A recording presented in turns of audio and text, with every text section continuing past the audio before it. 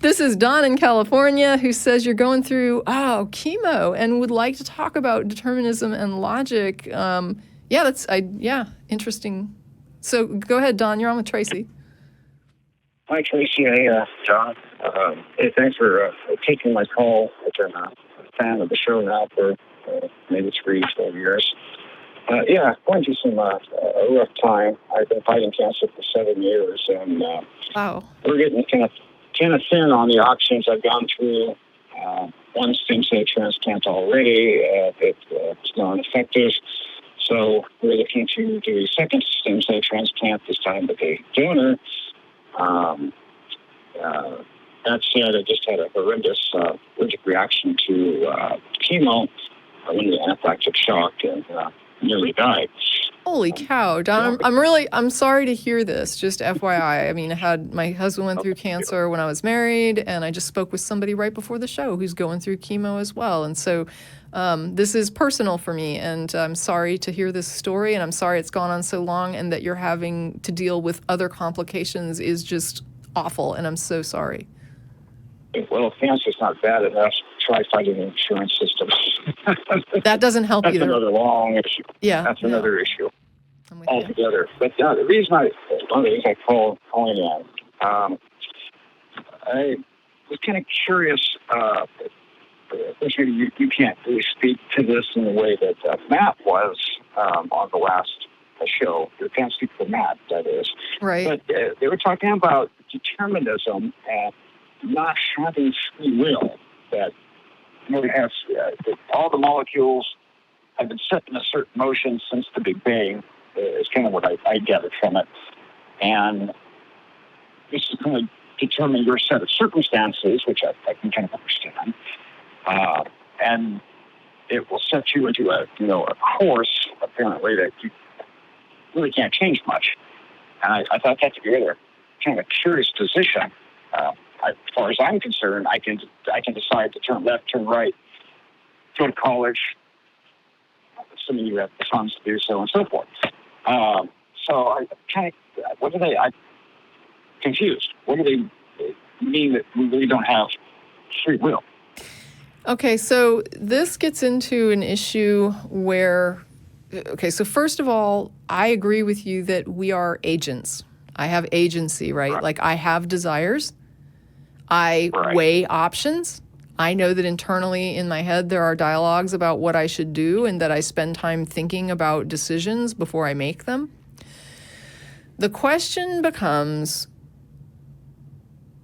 is that agency ultimately malleable, right? So I do have, in the sense of, is anybody impeding my will, right? Like, so there's free will in the sense of, I am not locked in this studio. So if I want to, I could just hang up this phone right now and I can walk out of the studio, get in my car and go home, right? I mean, there's nothing stopping me. No one's chained me to this table.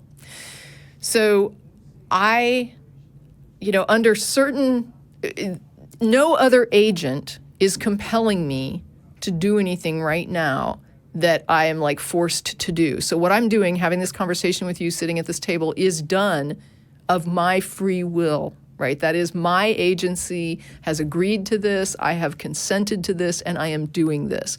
This is really the free will that matters, right? It's not about, could I do something different? I really don't care if I could do something different. This is what I want to do, this is what I've committed to do, this is what I'm doing. And my agency, regardless of whether I can change it or not, and regardless of what inputs go into making me have the desires that I have, they're still my desires. And I'm still pursuing them in the way that I want to pursue them. And in that regard, I am free. Nobody's stopping me, right? No one's coming in here, locking me in a jail cell, beating me, like forcing me to eat something. No one's forcing me to take a drink of water right now. Right. I'm doing it because I want to. The question of why I want to, do I want to because this was determined at the outset of the universe? Or do I want to because I actually could do something different? I really don't give a shit. Right? It doesn't matter. Right. The point is, I'm doing what I want to do, or I'm not doing what I want to do when another agent comes in and imposes on me, which totally can happen. And that's the dialogue that matters. Now, there are some people who want to sit around and think like, could I have not had that drink of water? I don't care. I mean, those people need to go and sit at a table at dinner or happy hour or whatever and have that conversation for 6 hours. Good luck and have fun. It doesn't matter to me. Of course.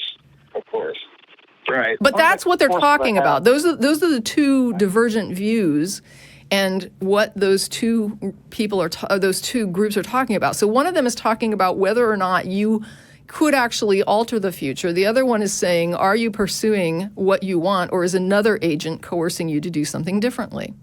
To me, that's the part that matters. I don't care why I want to do it. I just want to do it. And I either can or I can't. Right. From my position, we all have agency, and to the extent that our environment that we find ourselves in will allow, we have the ability to change the course of our future. Well, what they would be saying is that though they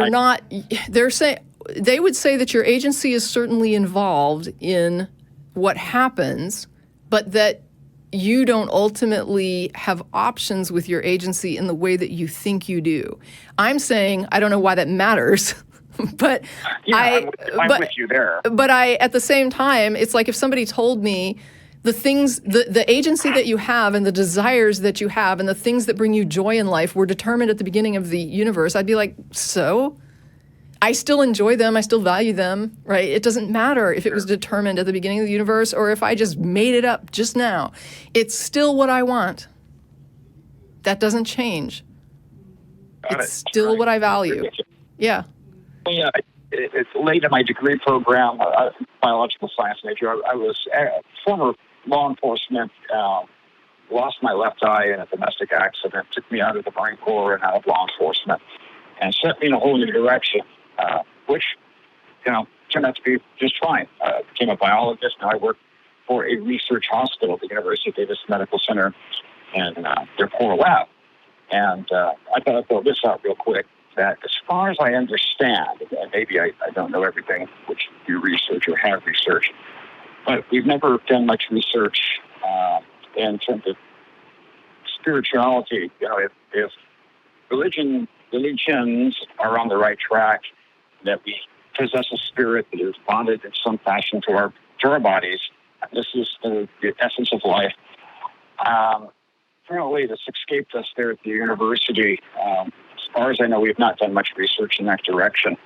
Our research is focused on innovative, cancer research, a lot of different things. Research diet, dietary outcomes, and so forth. Sure. So, I would think if there's such a thing as a spirit, whatever that might consist of, you would think hospitals would be very excited about doing that research and finding ways to keep it in your body if that's what sustains life.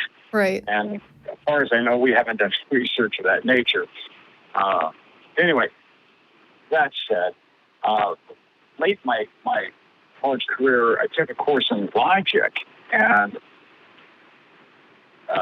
the instructor kind of got hung up around this idea of a Punnett square, in which if the premises are all true, then the conclusion must therefore be true. And I can think of a lot of instances in science where, yes, our premises were correct, but the conclusion we were reaching was not. So we kind of went around and around on that issue. It would have been great. I wish I could have caught Steven Pinker when. Yeah, I've had that same conversation with people, right? So because we agree that a premise is true doesn't mean that we're right. All right, but I think the what you were talking about as far as the rule, it's assuming that you're right, that the premise is actually true. I don't know if there's something in there about, that you have to have full disclosure, because if you're missing something key, like if there's information you don't have, you could have like a line of true things that would ultimately lead to a particular conclusion that you're missing a piece, then you don't know it, and that changes it. How do you know you have now, all the that elements? could be accounted for somewhere in those rules. I don't know. I'm not that well versed in it, but from a science standpoint, yes, science is counterintuitive many times, right? So there's a lot of times when we think we're going to get a particular result, and surprise, we get a different result. And we thought we had a pretty good idea of how to predict it going in, but this is why we verify crap, right? This is why it's important to not just say, this is how it seems to me because, here's my apologetic argument. If this and if this and if this, then therefore God. And my question is, okay, so intuitively you feel like these things are true and this necessitates a God. How are you planning to check that it is that intuitive versus not intuitive? Because if you run the test and you get a different result, you're going to have to come up with a new idea, right? Right. I found myself explaining the differences between a hypothesis and a theory, and why we use that term theory. It in fact is malleable. When genetics came along, Darwin could have been proved incorrect, but no, it further supported. In fact, it gave substance to the whole notion of evolution. Now we know how evolution works, those mechanisms in genetics, and Darwin could not have known. So it was bizarre, but I think this instructor was more of an English background major and ended up. I need to be honest. I'm not the person. I'm not like the best person to be defending determinism and logic. So for people who are just like, I am so frustrated with what Tracy is saying, apologies, right? I'm at least going to admit that I'm probably not the person to cover this. So you get at least that. Sure. I'm just sort of telling you that my limited understanding of it is, I have sort of the same concerns. I don't think it's a problem, though, with logic and how logic works. I think it's just a problem with knowledge and capacity to know or to vet. But I do think that when a person comes up with an argument or a person comes up with a hypothesis or whatever it is that makes them think intuitively this must be true, if the next step is not, now how do I test it, then what they've just argued is useless. It's useless, right? It doesn't help anybody because unless you can figure it out, it doesn't help you. Right. I would argue, I'm an atheist. I got one foot in the grave, the other one's in the banana peel, but I haven't seen anything yet that would lead me to believe there is some sort of life after death and existence beyond this, or there's a deity that has our best interest in mind. Perhaps the only thing I might subscribe to is the notion of, I say this tongue in cheek, but the term escapes my mind at the moment. It's okay. Anyway, a life before this life, and that like reincarnation or something. Reincarnation. Thank you. Wow. Hey, that's what I'm here for. It's too much female. Okay. So anyway, right, reincarnation, and so I must have been a serial killer or something in a prior life. But man, have I ever? Oh man. I don't want to go to the details of what a transplant is like, and now I'm facing one that's even more challenging than the first. I'm looking at radiation that's going to cause, if we can even do it, like endocrine glands in the cervical area, throat, and they're going to have to install a feeding tube. This area is expected to swell up to the point that they're not able to eat, and so forth. Do you have support through this? Like, are there people there for you, or do you have any kind of support? I've got an awesome wife, to tell you. Okay. Without her, I probably would have died by now. She's been fantastic. I've got a lot of colleagues at work that have been fantastic. They've donated thousands of dollars, which has been more beneficial than prayers, as far as I can tell. Okay. I had a colleague that also suffered from cancer before I went out on this leave of absence that I'm currently on. I raised money for him. I kept imploring, my staff that please, prayers are wonderful, but insurance falls short. Believe me. I have the finest medical insurance in the world. But I'm sure I'm talking to the choir. You know what? No, absolutely, yeah, and it's painful, yeah. Yes, and so we have a really good staff, and we've raised a lot of money for each other when we're down. So. I'd like to give a shout out to those guys that I work with at They have been awesome, wonderful staff. I like part of the saying that religion tends to seek truth without, or I should say, science seeks truth without certainty. We may have to modify our position as more evidence is collected. However, on the converse side, religion seeks certainty without truth. And, they're kind of borrowing every time science makes a new discovery, trying to make that fit into their religious dogma. And that, religion, I see it kind of like alcohol. It tends to cloud your mind. It can impair your judgment. And at times it can make us talk pretty funny. So. Yeah. But, I can maintain a sense of humor through this. I served in the Marines. And the one thing I'll take away from the Marines is that no matter how bad the situation gets, don't worry. It can get worse. And even if it does, you maintain a positive mindset. You'll make it. And even if I don't survive this, I'm hoping that we learn something through this process. They kept me alive for 7 years. This condition I've got would have killed you outright 25 years ago. Right. And so, I'm a guinea pig. And, that's okay. A lot of people died before me that has allowed me to live this far. Absolutely. For them, I'm thankful. I'm sorry that they suffered. I'm sorry that they didn't make it. Yeah. But it's allowed us to, give life or extend life when there would have been no hope. Yeah.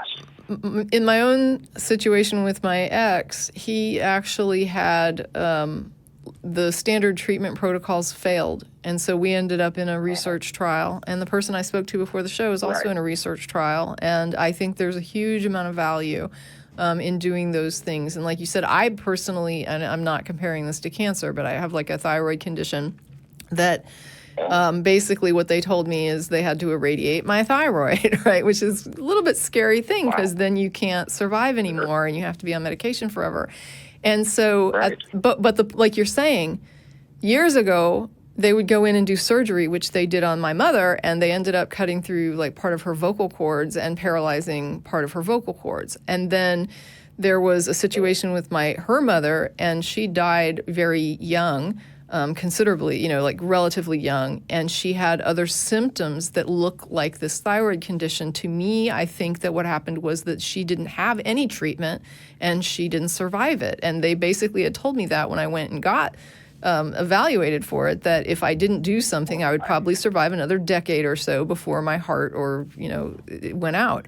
So the thyroid can do so much. Yeah, but I mean, the point is, it's like you're saying, you have this thing where there's this progression, right? So probably killed my grandmother, and she probably died like completely with like an overactive, what do you call it? Like her just like an overactive metabolism that eventually like burned out her heart. My mother had the surgical option, and I literally went to and talked to a surgeon because I was kind of nervous about the irradiation option. And the surgeon said, no, that's the way to go. Like, that's the thing to do. And so even he was saying that even though this was the treatment, in your mother's generation, for you, this is not the way to go. And you should probably go with the irradiation option. It's better for you. And so it does get better, right? It gets better and better and better in these stages as it goes on. And I appreciate the fact that you were able to get into research trials and that you were willing to do that.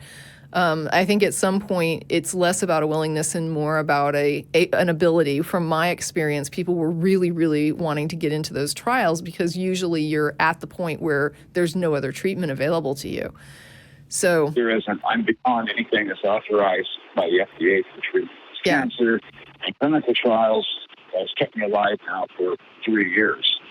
So fantastic. Well, thank you. Thank you all the way around. Thank you for, I know it's just like a cliche to tell somebody. My contribution to humanity. Well, I mean, there's the military thing where people say thank you for your service, and it rings so hollow. But I mean, really, thank you for that service, and then thank you for serving even with, this struggle that you're in, literally life and death. And I just appreciate it so much. And just that, one of the things I mentioned before, I certainly can't speak for other people, but for myself, if my death can have meaning, I would so much prefer that to just dying. Right, indeed. So something that kind of brought a tear to my eye, I'd like to share real quick. Sure. My son had an open house, and his teacher, he was in the 6th grade, I think, at the time. grabbed me by the elbow and says, "Mr. Latif, you've got to see this." And on the wall, they had my an essay pinned up that my son had wrote. And I'm paraphrasing, but he said that he wants to be a biologist. He wants to go into cancer research. The cancer is not one thing; it's many. There won't be one cure, but many. And that he wants to work for the University of Davis Medical Center because they have really good benefits. It doesn't hurt, right? The benefits don't hurt. Yeah. No, I thought that was so cute the way that he phrased it. But in the sixth grade, he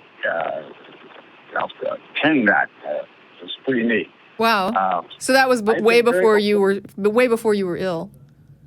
No, I was ill. Oh, so this was at the And I time. shared it. Oh my gosh. So Yeah. you're relatively young.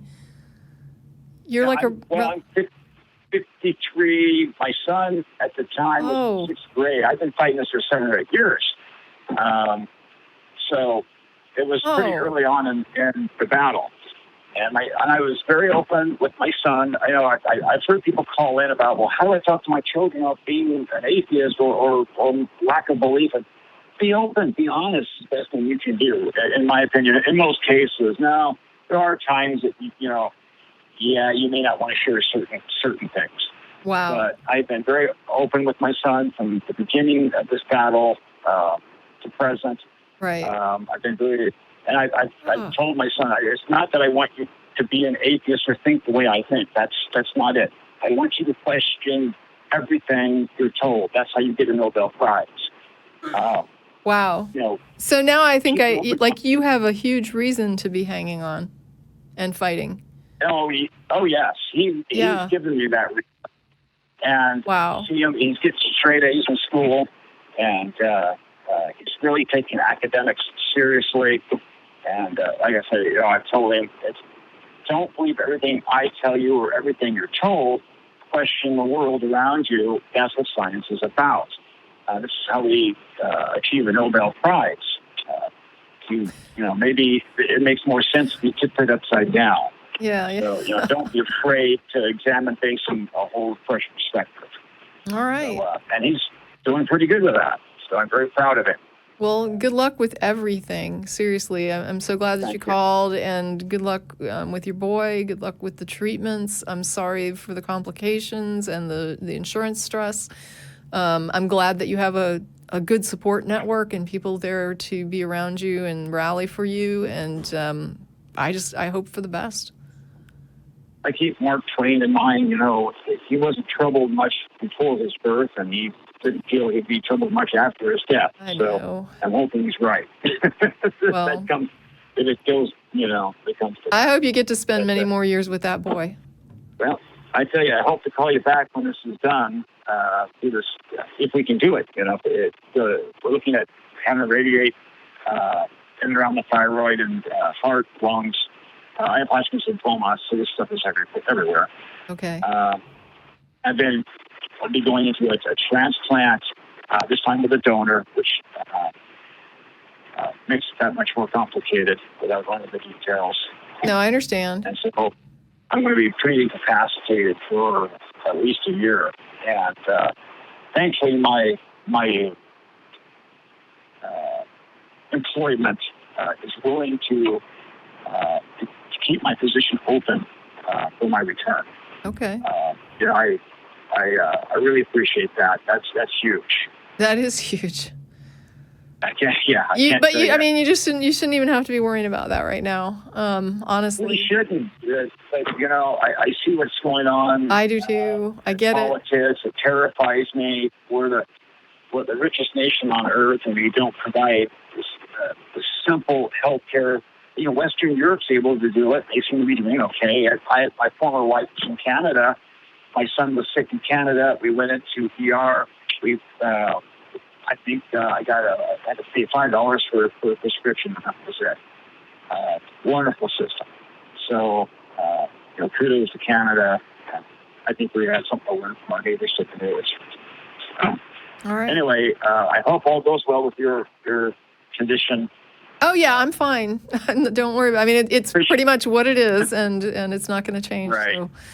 All right. Well, Kind of living through modern chemistry, right? exactly. Thank you for your call. Awesome. All right, Don. Well, thank you for the work that you do.